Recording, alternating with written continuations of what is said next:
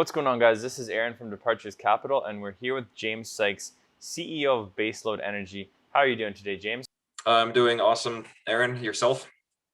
Yeah, it's awesome. It's nice to have you on the channel. So can you start by giving our viewers an introduction to your company and tell us all about what you do?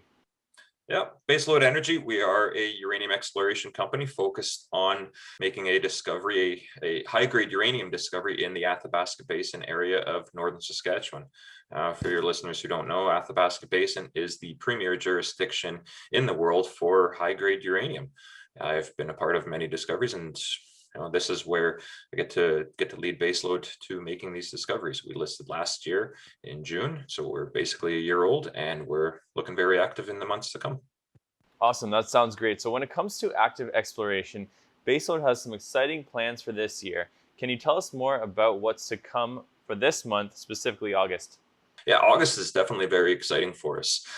We are looking at implementing our very first drill program as a company, and we're looking at getting that going on our Hook project.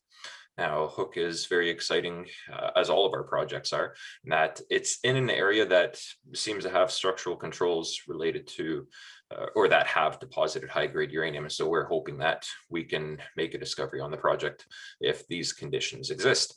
Now, we've just completed a radiometric airborne survey, so we'll be releasing those results very shortly. Probably by the time this goes out, we'll have that news out, and we'll be very excited to show the world what we've seen from that survey. And then that will help us define our targets into drilling on Hook. Perfect. That sounds great. So Baselode's Athabasca 2.0 exploration model is unique and has the ability to prove successful and transformational. Can you tell us more about this? Yeah, Athabasca 2.0 for me is a very logical approach. Now, there's a lot of things that people have to consider, that I believe investors should consider when you're looking at getting into an Athabasca company. And it really goes back to history and knowing your history of the area. So if you look at what's been mined out of the Athabasca since the 1950s, it's been all of the deposits that have been discovered outside of the sandstone. So when I mention Athabasca Basin, what it really is it's a sandstone basin. It's you can walk on the beach and there's your type of sandstone, but it's solidified, but it still has water flowing through. And then underneath that sandstone, you've got the basement rocks. So in the 1950s, Uranium City, those were the first uranium operations outside of the sandstone. And then you've had other operations outside of the sandstone go into production, or those that are very close to the edge of the sandstone that you don't have a lot of sandstone to remove. Now, there have been a number of deposits that have been discovered from the 1960s all the way through to even modern day. We're seeing far more discoveries being made, but a lot of those are not going into production. Why is that? Because they are too deep within the sandstone.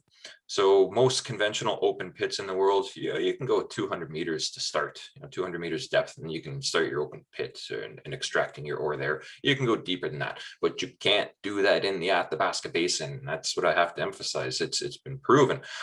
There are some companies who are trying to modernize that, who are trying to try different techniques to extract the ores, but they're not proven yet. So the only proven and tried and true methodology is to make a discovery outside of the sandstone or within 100 meters of that sandstone cover. So that's the Athabasca 2.0, is looking for those type of deposits. Now, we know that the Athabasca Basin was much larger when it formed 1.7 billion years ago. That's a long time. We've had a lot of glacial events since then, so it has eroded the sandstone since then. So what we see nowadays is a much smaller footprint. So Baselode's projects are what we believe to have still been under the cover of the sandstone when it was deposited, but it's not there now. And we still think that our projects are in the right areas, have all the right controls for finding mineralization there. And that's the Athabasca 2.0. It's an economic sense of making a high grade discovery, something that can go into production in a very quick time frame versus deposits that were discovered in the 70s, great deposits, and they still haven't gone forward after 50 years. So we don't want to take investors on such a long journey. We want our investors to benefit from not just the discovery stage, but the idea and the possibility of moving something into production within a 10-year time frame. That should be exciting. So, Baselode has a very successful management team by the sounds of it. Can you give us more details about your key members? Yeah, there's myself, obviously. I've been in the basin. I've been working in uranium exploration in the basin area since 2006. I've been a part of a number of discoveries, directly and indirectly. I am responsible for 550 million pounds of U3O8 discovery. That's a pretty big number. Not a lot of people can probably boast that. I'd say you can count them all on a hand, less than that. But I've been a part of big discoveries, most notably for NextGen's Aero discovery, which a lot of investors have really backed NextGen, and they're a multi-billion-dollar company. When I was there pre-discovery, we were floating around 20 cents. Now they're $5 during a uranium bull market. So that's kind of the power that these type of discoveries and the right style of deposits can make. I've also got Cameron McKay, who's my go-to geologist. He's our projects manager. He was working on the Spitfire deposit for Pure Point Uranium. So he's got a lot of uranium expertise and working on deposits as well that way. Plus, Cameron's a fantastic geologist, absolutely amazing. And then we've got our junior geologist with us, Mr. Omar Teak, who's learning very quickly from both Cameron and myself. On the financial side of things, we've got the benefit of the OR group of companies helmed by Mr. Stephen Stewart. He's definitely a financial guru, got a lot of respect for the guy, and just having that whole OR group umbrella is a great benefit to Baselode. Sounds like you guys got quite the team. So, what's the one thing you're most excited about for Baselode in the next 6 to 12 months? Drill, drill, drill. That's the way we're going to make a discovery. And I'm totally excited to see that go. We got 3 amazing projects. We just recently expanded our Catharsis project to incorporate some more uranium showings that are on surface. So eventually we will be getting out there, probably by next summer. We'll be having a look at that. But it's all drill. You know, we can find showings at surface. That doesn't mean that's a deposit, but hopefully they can lead us to deposits. But yeah, again, it's just drill, drill, drill. Very excited to get these projects drilled and start to see what the geology is telling us. Hopefully our methodology of getting to these drill targets has been the right approach. It's worked for me in the past, and it's led to pretty quick discoveries, just following up with EM and gravity targets, radiometrics. And so hopefully, yeah, we can make the discovery in the coming months. This month specifically on Hook. Let's keep fingers crossed, that's for sure. That's what we want to see, those results. So when it comes to the nuclear energy market, can you give us your predictions for the next few years? You're obviously a nuclear energy bull, but is nuclear here to stay? And if so, for how long? I think it has to be here to stay. I think we're kind of in a hurting position if we don't. And I'll actually use Germany as a great example. It's been in the news for the past week or so, well, for years now, but Germany's been going away from nuclear energy. What's replacing that? Well, they've been trying renewables and it hasn't been working. So what's replacing that? Coal. You know, I thought the world's trying to get away from coal energy. It doesn't make sense to me. It's mind-boggling. So nuclear energy is the only way forward. It is the lowest CO2 emitting energy form out there for baseload power. It has the safest track record, you know, even incorporating Chernobyl into that. And Chernobyl was a deadly accident. There's no doubt about it. But things have changed since then. And it has the safest rating. You know, I'm this past week alone, I've been reading about wind turbines catching on fire. I've been reading about batteries catching on fire.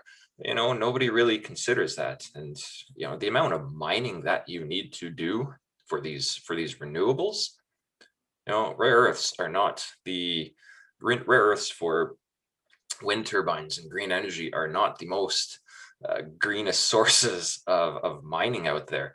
Selenium into solar panels. Selenium is a disastrous and poisonous element, and then solar panels are just finding their way in dumps. And there's so many things that people just overlook, and they all see uranium or nuclear energy as being this evil source of energy out there, and everything is going to go cataclysmic and explode. And no, that's not the case.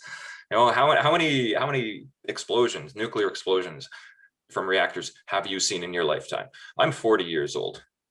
I haven't seen any. Yeah. You know, I was probably too young for Chernobyl. Fukushima did not explode. It was pretty well contained. There was a little bit of leakage, people are moving back in there. It's not like the world ended in that area. 3 Mile Island, people still live within that area with no long-term effects, no issues. So and that's that's just 3 incidents. I can't really think of any more. So nuclear energy, for my belief, has to play a part in this world, has to play a part in this emerging world. Look at all the forest fires we're having. Look at the water level the water level's heating up. The glaciers are melting. I do believe that global warming is a natural phenomenon. We are coming out of a glacial event, but humans have added to the pollution. Humans have expedited global warming. The way to combat that: low CO2 emissions, nuclear energy. You want to turn your lights on, you want baseload power, renewables aren't going to cut it. Nuclear energy does have one hindrance that I have to admit to, and that's just the timeline that it takes to get going. And this is where it kind of leads into your question is it going to play a role in our future?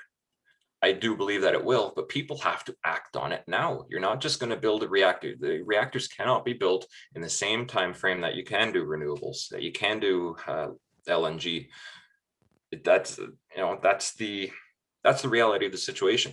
But we have to plan for beyond today. We have to plan for tomorrow. And this is where nuclear energy has to play that role. It has to be a huge part of our energy source moving forward. We're becoming even more energy intensive gluttons with each and every passing day. Our technological advances are just going crazy. Bitcoin, like the whole cryptocurrency situation, is massive on energy. It's just energy intensive.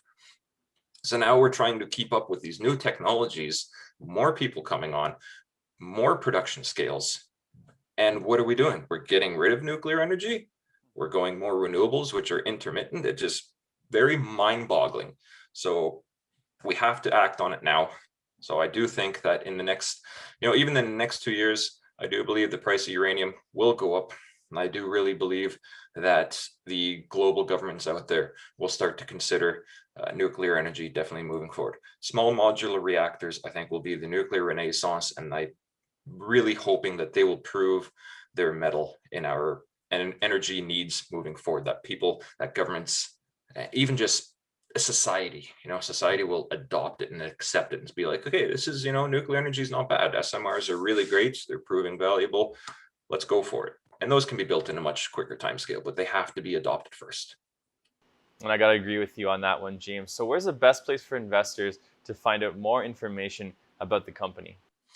You can go to our website, www.baselode.com. You can also email me directly. You can call me. You can find my information on news releases. My email is jsykes, JSYKES, @uraniumgeologist.com. I'm always available to answering emails. But just go to our website. You can see a lot of videos that we've posted there. I've done a few educational videos that I try to really dummy down, basically, to help the non-geologists understand the geology. How do we explore? Why are we exploring? We've got some great videos on our website, corporate presentations on there. All right, James. Well, it was a pleasure having you. I look forward to covering your story, and we'll be in touch. Oh, thank you very much, Aaron. Stoked. It's going to be exciting times, man. All right, guys, that wraps up the video. Thank you so much for watching. I just wanted to say, if you do support me, the channel, and all these videos, then kindly smash that like button along with hitting the subscribe button and the bell for notifications for future videos. I did also want to say, check the disclaimer down below.